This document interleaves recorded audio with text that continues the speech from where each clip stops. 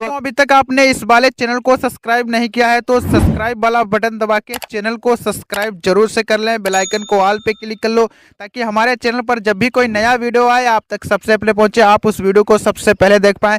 और जो स्क्रीन पे वीडियो नजर आ रहा है ये बहुत ही अच्छा वीडियो है।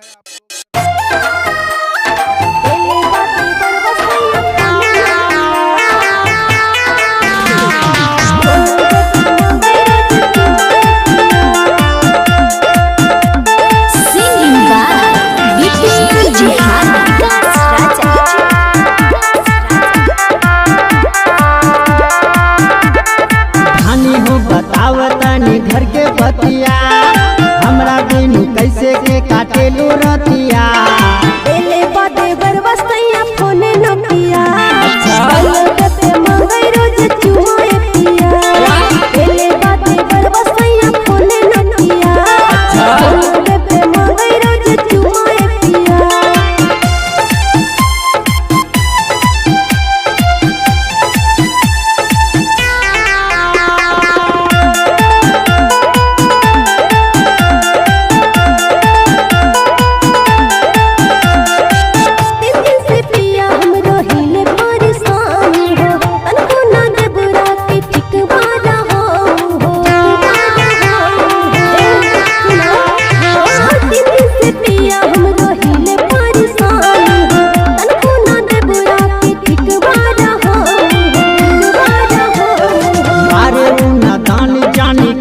सखिया एकरा से करे रानी उमर जकिया एले बादे बरवसैया फोने नोकिया बोलते पे मंगई रोज चुमाए पिया एले बादे बरवसैया फोने नोकिया बोलते पे मंगई रोज चुमाए पिया।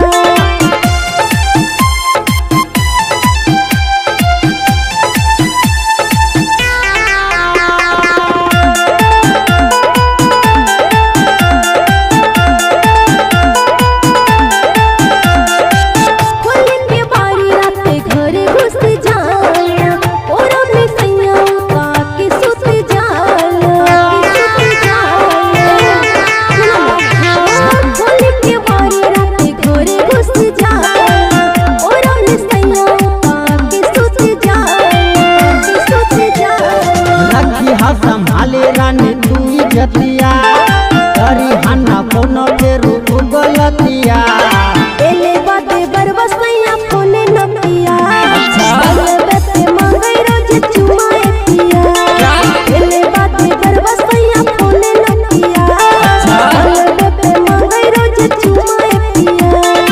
सितारा स्टूडियो 09